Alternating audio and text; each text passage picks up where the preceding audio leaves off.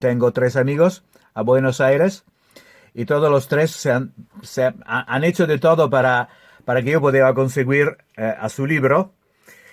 Y cuando me llegó con gran sorpresa, después de una semana, me pensaba que tomaba más tiempo, descubrí que no solo tengo el libro, sino tengo una edición numerada con su autógrafo.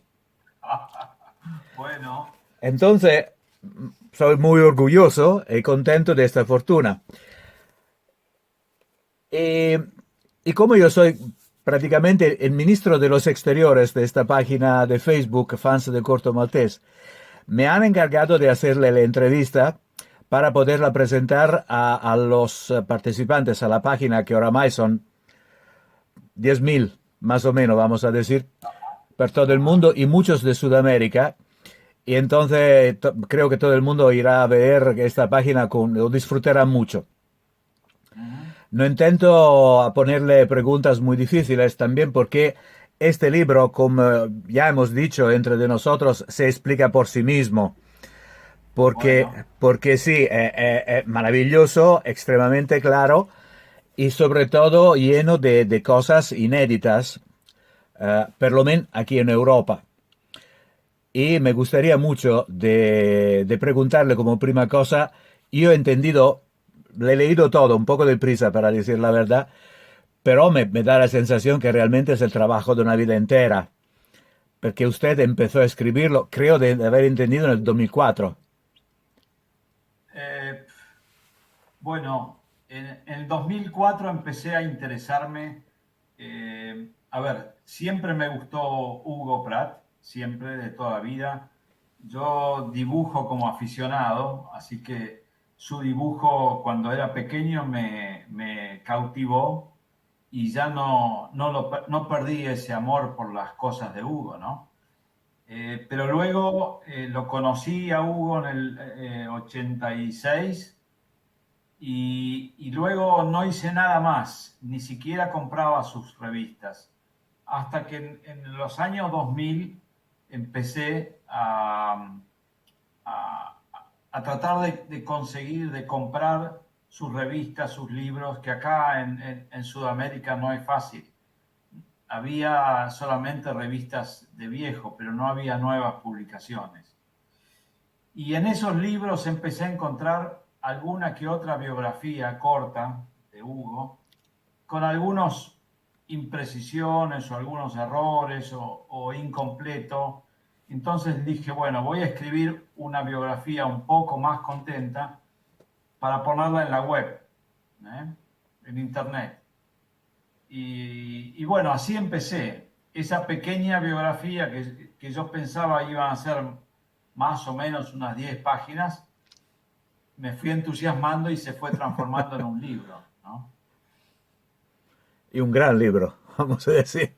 Esperemos que sí, qué sé yo. Traté de hacerlo, de no poner demasiada información dura. Traté de que fuera un relato más que un libro de síntesis o de bibliografía pura, ¿no es cierto? Que eso hubiera sido muy difícil de leer, salvo para los muy fanáticos o los muy adictos a las historietas y a Hugo, ¿no?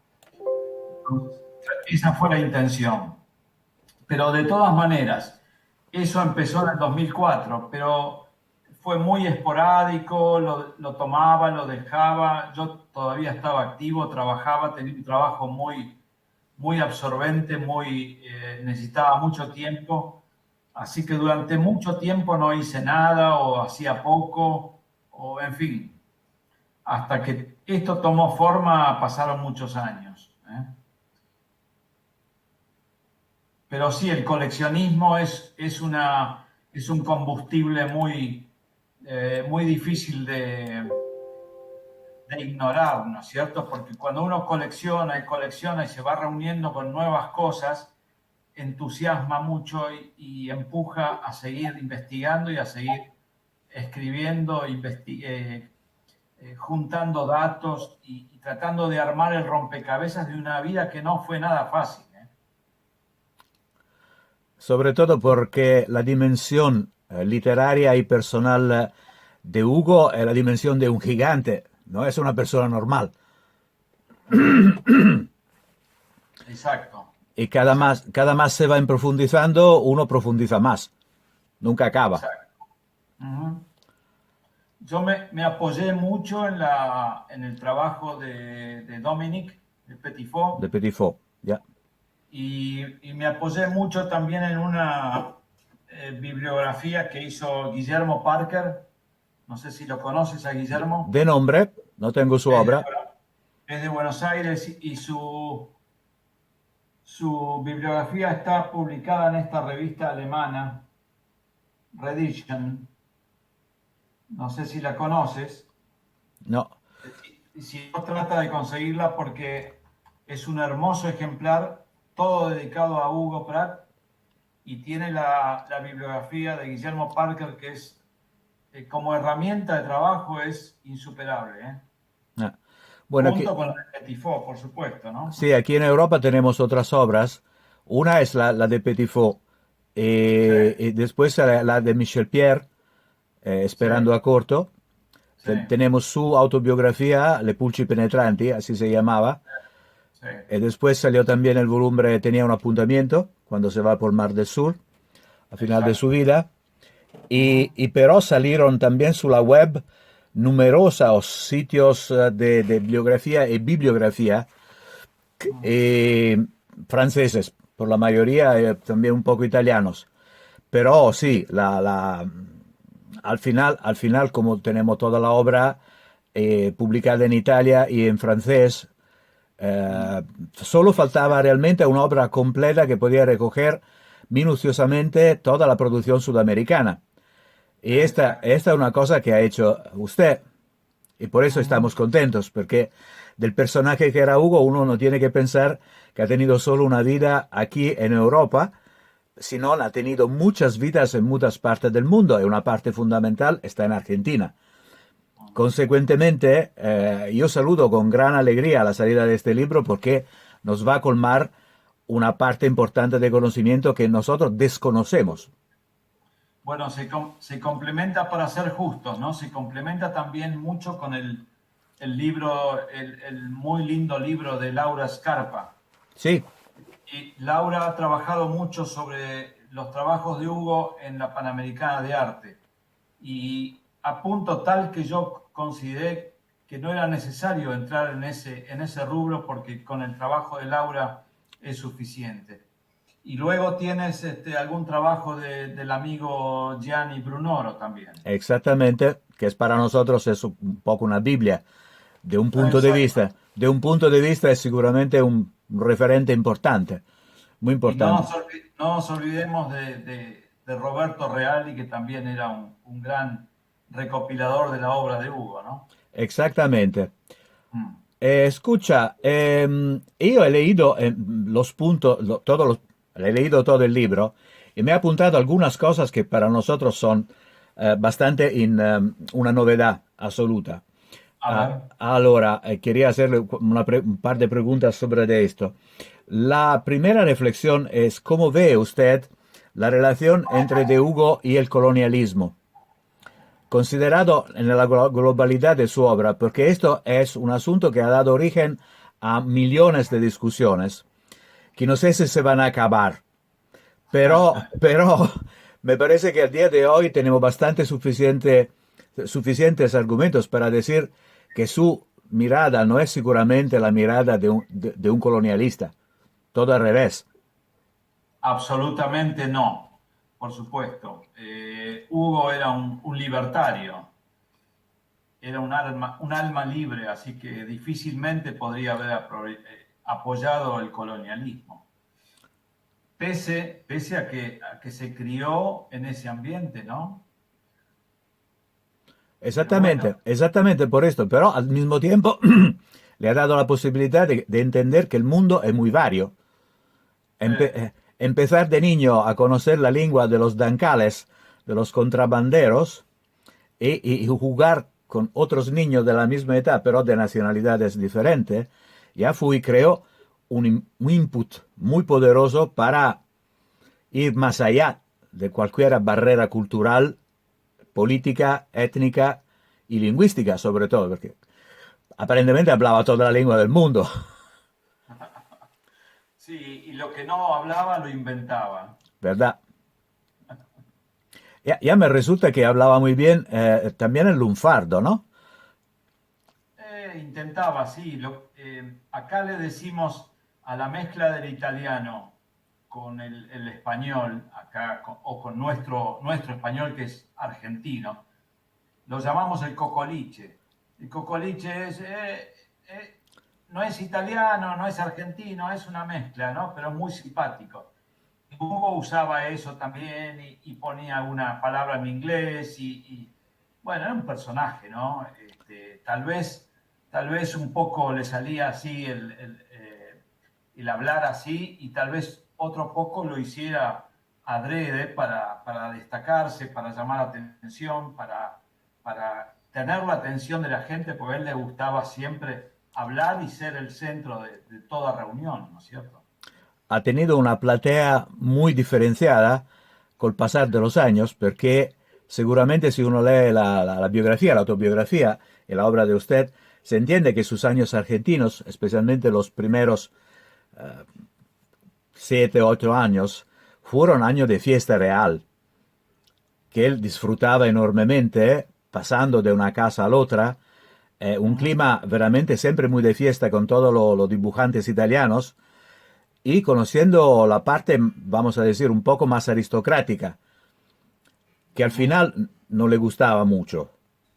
También yo sé que tenía amigos de condición más humilde, pero vamos a decir más ágiles, más informales. Sí, es verdad, pero la buena vida también le gustó mucho. Exactamente, exactamente.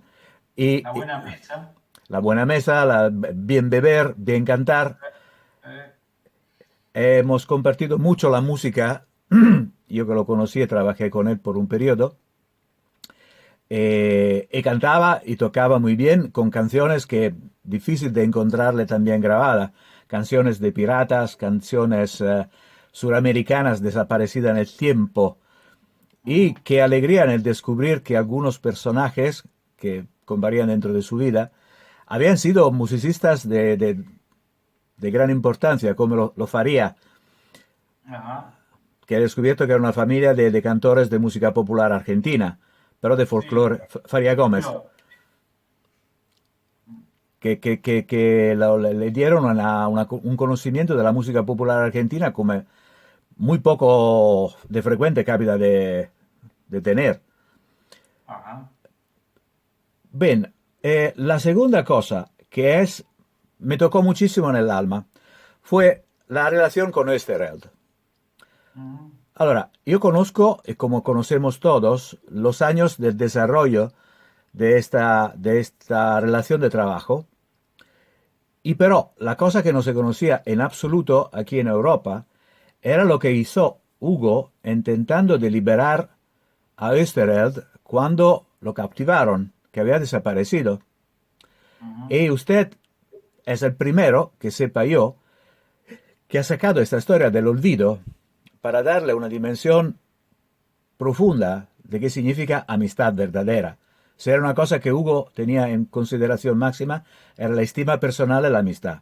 Podían tener diferencia entre las personas, pero nunca se olvidaba de un sentido profundo, reconociendo la grandeza profesional y la grandeza como ser humano. Aquí usted habla de este tentativo de Hugo de liberar a Österreich a través de la UNICEF, como él Sí, era el presidente de la Comics por UNICEF, que era la branca de la UNICEF de dibujantes para niños, ujú. hablando con un policía que me resulta se llama Eugenio Zappietro. Sí, exacto. Pietro es un comisario de la Policía Federal, retirado ya, y que fue un gran guionista de cómics, Él mismo. él mismo. Sí, sí. ¿Cómo arribó Hugo a hablar con este comisario, ex comisario? Bueno, porque se conocían del mundo de los cómics, uno como dibujante y el otro como guionista. Eh, Pietro tiene muchas anécdotas con Hugo, fueron, no sé si amigos, pero fueron buenos, buenos camaradas en la profesión de los cómics, ¿no? De las historietas. De todas maneras, a Pietro, no, más que escucharlo, no pudo hacer mucho en esa época, en esa ocasión, porque el poder no pasaba por la policía en esos momentos, ¿no? Estaba todo en la mano del poder político Político y militar, y militar. eso. Pero el tentativo lo hizo. Y esto dice mucho sobre de la personalidad, ¿no? Y la relación de amistad. Sí, claro, él sentía mucho su amistad con Oestergel, pese a que en algún momento tuvieron diferencias económicas, pero habían sido grandes socios en el arte y aparte una amistad muy profunda, una amistad con Héctor y con Elsa, ¿no? Él en un momento fue como un hijo para ellos, como un hermano menor, no sé. Él se hablaba con mucho cariño de él, con mucho cariño. De él, de Ivo Pavone, digamos, porque ellos fueron, también vivían muy cerca de la casa de los Oestergel, entonces a diario se veían, no era que era una relación distante de profesional, había una amistad de por medio. Bien. Y, llegamos al momento que Hugo se destaca completamente de la ayuda de los guionistas y va a publicar su primera obra autónoma, vamos a decir, que es Ana y Dan, Ana en la jungla. Sí. Bueno, para usted eso realmente es el momento que Hugo cambia de dirección, hay una vuelta grande dentro de su vida, al no tener más relaciones con guionistas, hasta el punto que él mismo será el guionista cuando va a colaborar con Manara, cuando hará el gaucho, Digamos, el verano indio, ¿no? Él será ajá. el guionista. Pero hasta este punto, del momento de Anedan a la relación con Manara, guionistas no salen dentro de su vida. No, pero no te olvides que en sus comienzos, en el grupo de Venecia, con el Aso di Pique, él tomaba parte de los guiones también, pese a que estaba Alberto Óngaro, que era el gran intelectual del grupo, pero tanto él como Mario Faustinelli ponían sus opiniones y su aporte en los guiones. Y hay algunas historias muy pequeñas que Hugo dibujó y hizo el guión de esa época. Eh, mi memoria es muy pobre, pero me acuerdo de Alan del Stelle, que es una pequeña historia de Hugo, íntegra de Hugo, guión y dibujos. Y hay otras. O sea que él siempre tuvo en su cabeza, su imaginación, siempre tuvo la letra como para volcarla a sus dibujos. Pero al estar al lado de grandes guionistas como Alberto o como Héctor, él quedaba limitado a los dibujos y también por una cuestión de tiempo, porque el que dibuja muchos strips o tiras por día, muchos cuadros, no puede también sentarse en la máquina e imaginar guiones y pasarlos en limpio. Es un trabajo agotador. Pero bueno, acá su producción fue fantástica porque tanto Pike como Sargento Kirk le demandaban un esfuerzo enorme, mucho tiempo por día. Entonces era imposible que él escribiera. Y necesitaba de un guionista que lo apoyara también con velocidad. No sé si lo necesitaba, pero él tenía la comodidad de recibir los guiones y solo tener que dibujarlos. ¿Eh? Exactamente. Bueno, imagino que usted haya tenido una cantidad enorme de entrevistas, más que documentos cartáceos. Este libro he entendido que se basa mucho sobre las entrevistas personales y las Ujú. relaciones personales. ¿Quién es la persona que le ha dado más contribución? ¿O hay más de una? Y bueno, habría que ir a los agradecimientos al comienzo del libro Sí. y ahí vas a encontrar montones de personas que me han ayudado muchísimo. Ahora, Sí, Si tengo que poner a alguien en el primer puesto, por las horas que hemos compartido y por la amistad y el cariño que me ha brindado, es sin duda Ivo Pavone. Pero esto no desmerece al resto, porque todos se han brindado, los que te nombraba, Roberto Reali, Gianni Brunoro, Lele Vianello, Guido Fuga, Aldo Siliotto, que es otro amigo mío de ahí, que vive en Pordenone, que me ha buscado material y me ha enviado cosas. Eh, es innumerable la gente, Augusto. No sería justo si yo tuviera que decir que seguir dando nombres, porque acá en Argentina ni hablar. Acá en Argentina, empezando por Guillermo Parker, que fue el que me abrió los ojos al gran mundo de Prat y me abrió el correo directo con Brunoro y con Reali. Eh, no sé, es lo mismo, bueno, Petifo ha sido también un hombre fantástico, muy, muy amable, me ha enviado sus libros, me ha ayudado en cuanto pudo. Ni hablar de la gente de Kong, Patricia Zanotti, Graciela, también de Kong. En fin, no quiero seguir nombrando porque voy a ser injusto, porque voy a olvidarme de mucha gente y no es justo. bueno, aparentemente el reconocimiento internacional de Prat se acompaña con sus regresos en Argentina una vez que haya abandonado definitivamente la residencia en Argentina, ¿no? Girando por el mundo. Y aquí, pero una cosa yo he notado también en su obra, que parece que cada vez que se vuelve en Argentina, la malinconía es más fuerte. Y, por ejemplo, la Bienal Internacional de Córdoba, nel mayo del 1979, que va a escribir Córdoba con Luca Bordighera, Angoulême, Montreal en el circuito internacional de la historieta, como arte del mundo contemporáneo. Esta bienal va integrando también a argentinos y sus autores en el panorama internacional, ¿no? Exacto, exacto. Integrando autores que ya estaban conocidos como Breccia, Sampaio, Östereld, Solano López, con otros que estaban diseminados por el mundo como Quino y Mordillo, por ejemplo. Exacto, Y exacto. sirve, pero siempre parece que hay una nostalgia de algo que se ha perdido. Ujú, También el momento de más celebridad, cuando se comienza a celebrar Hugo, comienza a tener ujú. reconocimiento, todavía como dibujador, no como escritor, todavía lo Sí, llaman fumettaro. Él Fumetaro, sí. se vuelve orgulloso, ¿no? Cuando lo llaman fumettaro. Pero Sí. atrás estaba la ambición de ser reconocido como escritor. No creo que la nostalgia venía de esto, sino de la conciencia que al momento había algo que se había borrado, que no era recuperable.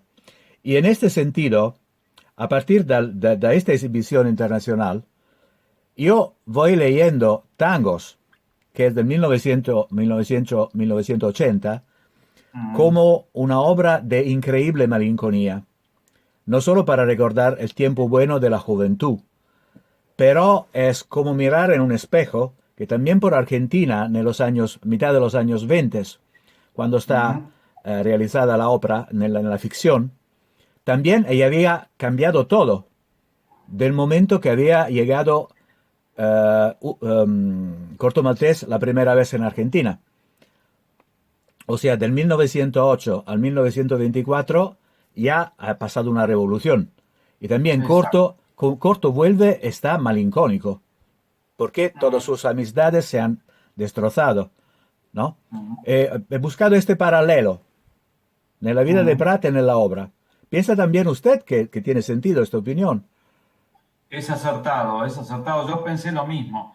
La melancolía, bueno, si tú estás afincado en un lugar y te vas, te ausentas por unos años, al volver uno piensa encontrar lo mismo y ya nunca es lo mismo, ¿eh?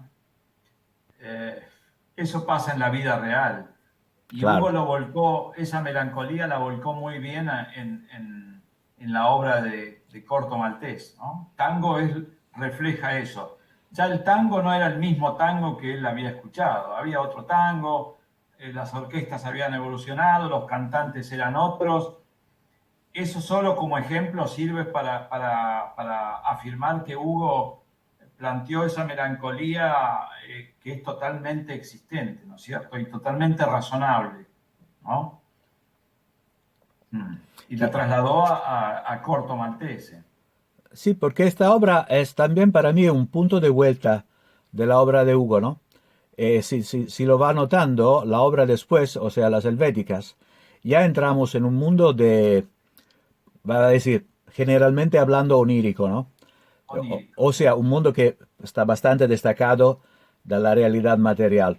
Pero si uno lee su obra, su libro, ve una vida real, ve una vida Mm. extremadamente rica de contactos humanos y de trabajo, ¿no? Ahora, todo este mundo que se ha construido con los años de permanencia de Hugo en Argentina y de ida y vuelta de los años que se fue y volvió, volvió y se fue, como el periodo londinés por la Fleetwood y así, así, así. Me remonta siempre la impresión de algo que se ha rompido dentro de su propio corazón. Esto quería compartirlo con usted, que tiene más sentido de la, más el sentido profundo de la vida argentina de Hugo, ¿no?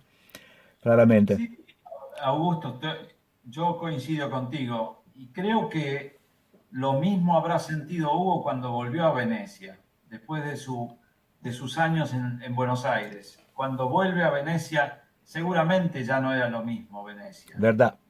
Eh, no sé, como cuando, si ahora volviera, si pudiera en el tiempo ahora volver Hugo a Londres, tampoco encontraría a Londres que él conoció, con sus amigos, ¿eh? Ya.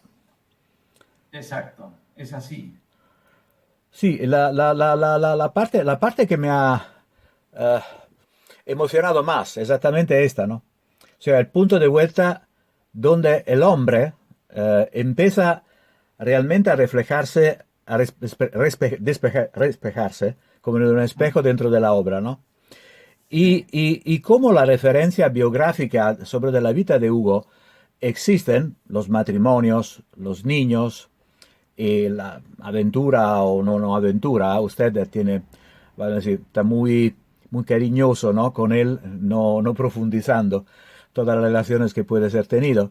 Pero yo nunca dejé de pensar que en cualquier manera la solitud de Hugo que se retira en Suiza y deja familia, niños, todo detrás, se refleja dentro de la vida de Corto Maltés, porque Corto Maltés tiene una familia, sí, sabemos quién son su padre y su madre, pero no tiene niños, no se sabe quién el amor de su vida. Yo tengo una idea bastante precisa, pero Hugo ha intentado de escondernos toda esta cosa. Siempre ha dicho, son historias suyas, no debe interesar a nosotros, ¿no?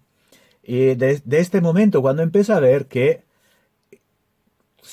hay una influencia tan grande de la vida personal dentro de la obra, intenté aquí pasa algo. Mm. Y me esperaba una dirección diferente a después que salió Tangos. Usted probablemente conoce más desde el punto de vista biográfico de las relaciones humanas de Hugo como familia en Argentina. Sí, evidentemente fue una persona muy especial y él no acostumbraba, y lo decía, a hablar de sus mujeres o de las mujeres que habían pasado por su vida.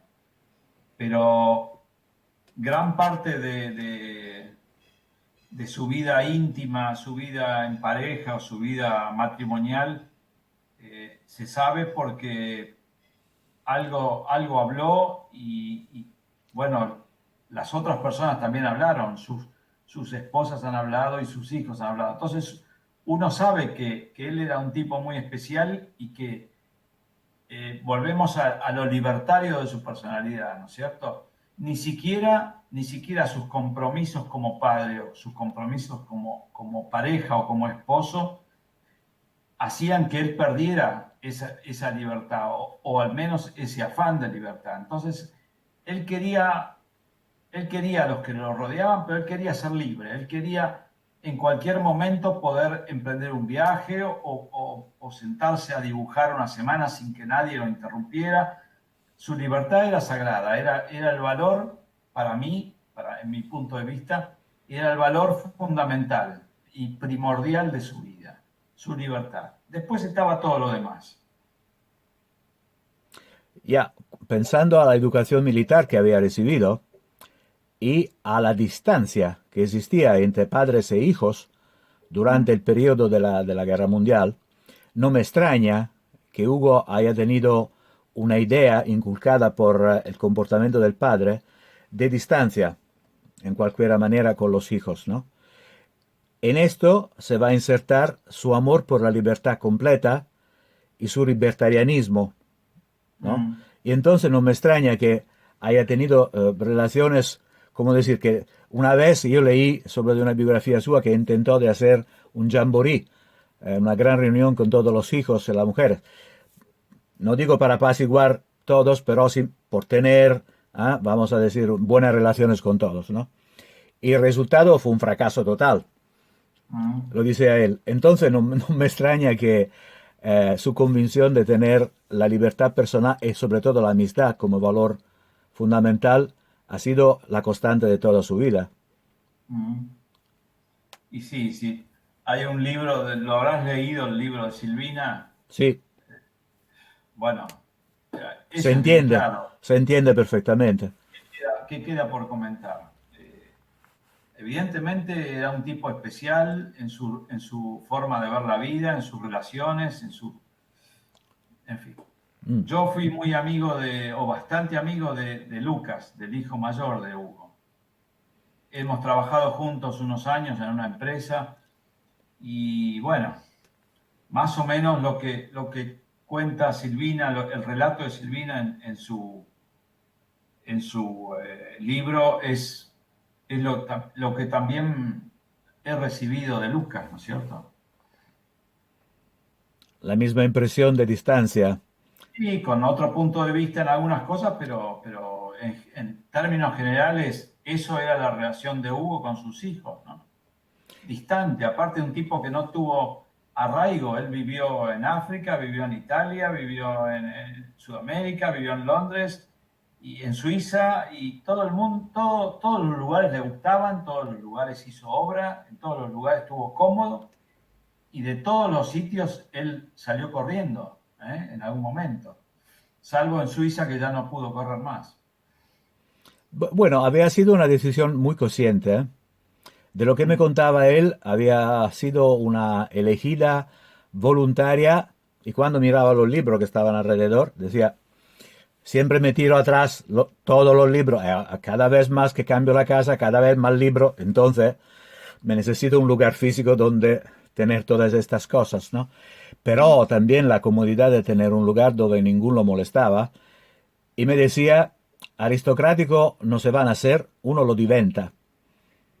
Y ahora puede elegir la gente que viene aquí, como a ti, como a Lele, como a Guido, los colaboradores, los amigos estrechos, pero mm, selectivo para, mm, para exactamente como esto. Como había compartido toda su vida siendo un personaje público, necesitaba de más privacy, ¿no? mm. Y entonces no me extraña que también todo esto haya afectado también la relación con los hijos.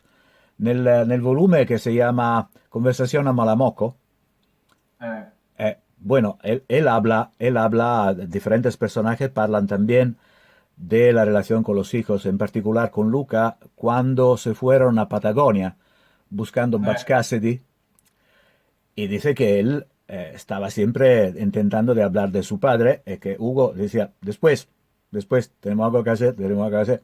Entonces, al mm, final, no conseguí el pobrecito Luca de hablarle como quería. mm. Y después, Esa fue justo la época que trabajábamos juntos con Lucas y él me contó eso, y lo contó exactamente igual. Ujú. era una lástima porque creo que podían haber disfrutado el uno como del otro, ¿no? Claro, pero evidentemente Lucas buscaba una relación afectuosa o íntima que no existía, no iba a existir nunca con Hugo. y bueno, la relación después fue más tarde porque se murió de malatía, ¿no? Ujú. Años después. Bueno, vamos adelantando la historia y vamos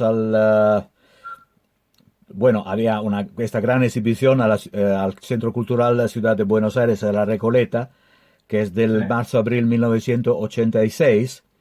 eso. Ecco, che è otro punto importante perché esto es realmente el punto que se empieza a reconocer internacionalmente la historieta como expresión artística.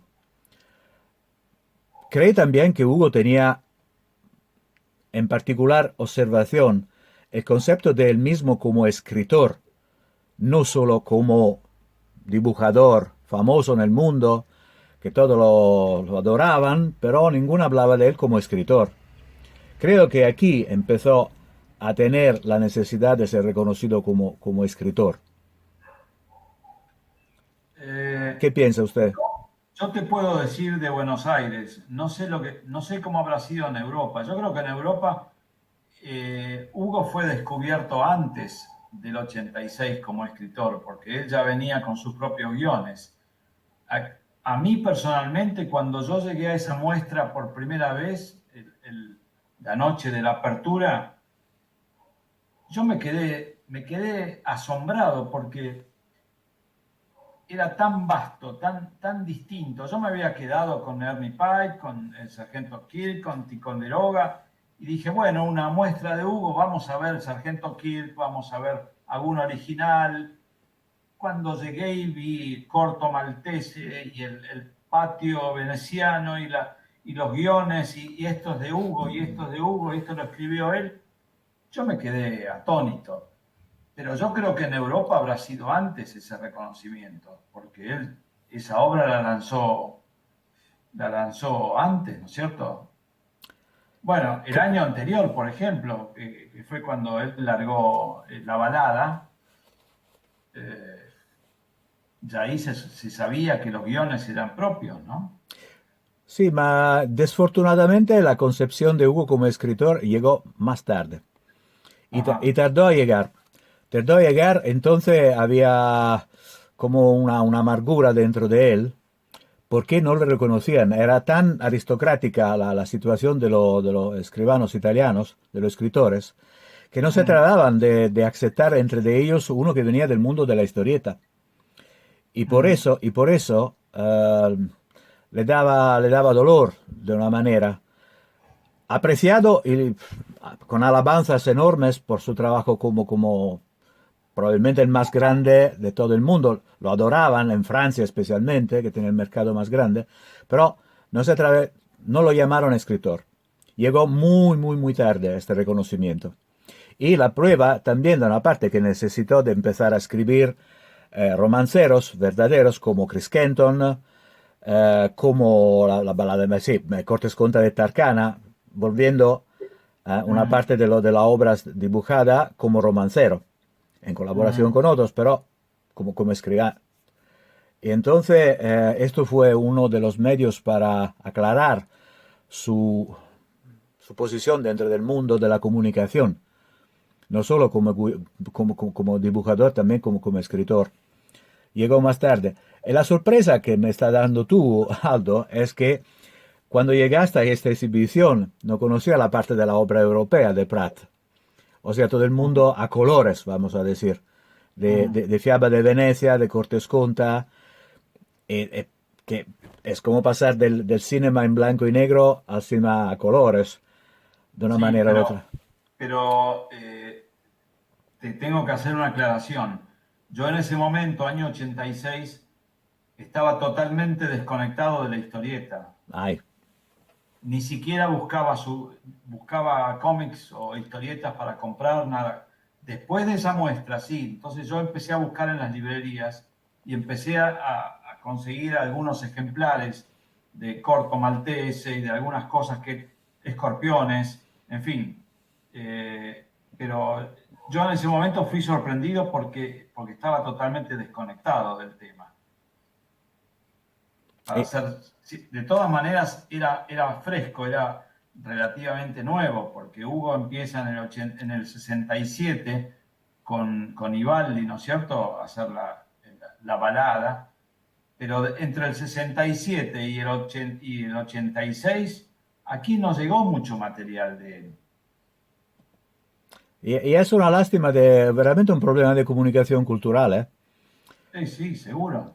Realmente, si piensa al mercado europeo, se absorbió la mayoría de la producción, especialmente en Francia, que fue realmente el país europeo que lo acogió, le dio realmente la sustancia económica, ¿no? Vamos a decir, aparte de las traducciones en todo el mundo, pero es Francia que le ha dado Eh, la sustancia, ¿no?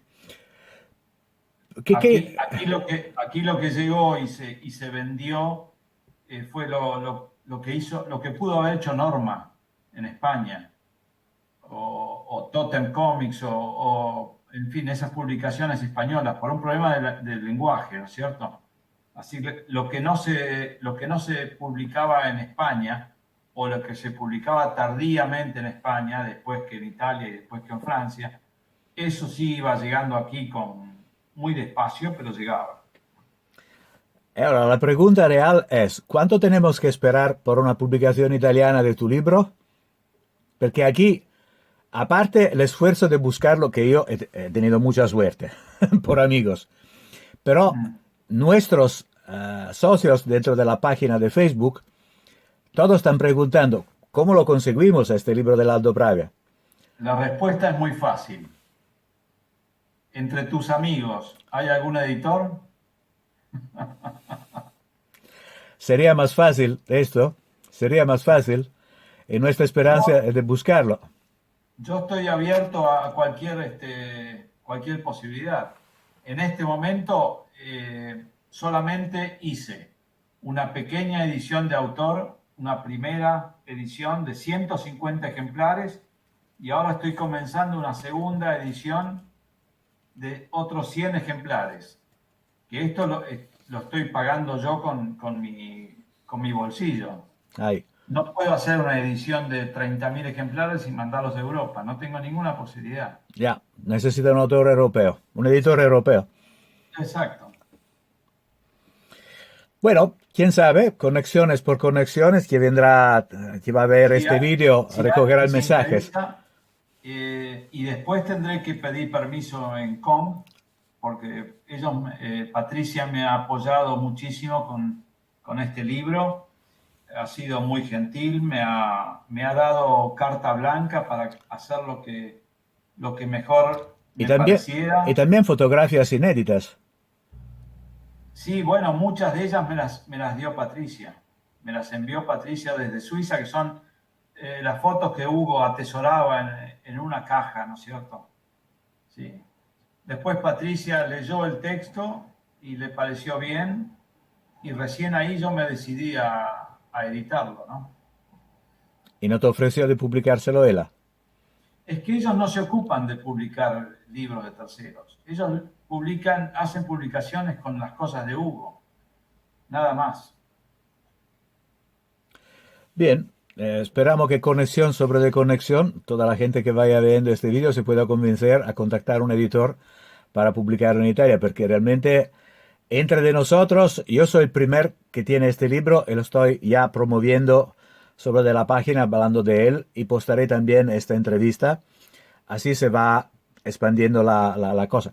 Con el vantaje que también la entrevista la podrán ver nuestros socios que están en Sudamérica y en España. Y son muchísimos. Yo me pregunto, por ejemplo, Augusto, ¿qué pasaría si alguien en la Rizzoli ve este libro? No lo sé, porque ellos son los que tienen las publicaciones de Hugo en Italia, ¿verdad? Sí, es la Kong, sí, la Exacto, Fundación bueno, Kong que tiene la casa editora Lizard que está bajo de Rizzoli, que es exacto. Mondadori, que es el mayor en Italia. Es un ejemplo, ¿no? Habrá otros editores que han sacado cosas de Hugo y que tal vez les interese. Es un Para momento mí muy duro, ¿eh? sería un placer que esto pudiera llegar a todos ustedes ahí y que pudiera llegar a Francia también, porque, en fin, yo sé que en Francia está el mercado grande pero no es solamente esto, esto no es un afán económico para nada, no ha sido No, en ningún momento, si no hubiera hecho otra cosa y de otra forma distinta. Pero me interesaría que los amantes de Prat pudieran tener esta visión distinta, que no sé si es la mejor o la más completa o la peor, pero es una visión distinta y que puede traer algunos detalles nuevos, ¿no es cierto? Exactamente. Y así nuestra esperanza también. Bueno, Aldo, tú has sido lo más gentil que era posible tener. Te doy la gracia de esta entrevista y te auguro la máxima suerte, buena suerte por este libro y por toda tu vida. Gracias y gracias a todos los que van a ver este vídeo afuera y adentro de la página Fans de Corto Maltés. Gracias de corazón. Bueno, Augusto, ha sido realmente un placer conocerte y poder llegar al grupo que ustedes de seguidores de Hugo Pratt. Mi abrazo especial a toda Italia y especial abrazo a Venecia y al amigo Ivo Pavone, que está pasando por un momento difícil de salud. Este, Me gustaría también tener un recuerdo para su mujer, su esposa Nelly, que falleció hace poco, para Lele Vianello, para Guido, para el amigo Silioto, Aldo Silioto de Pordenone, y en fin, todos los amigos de Italia, Brunoro, Paolo Gallinari, en fin, a toda Italia. Y Augusto, un placer grande y seguimos en contacto. Bueno,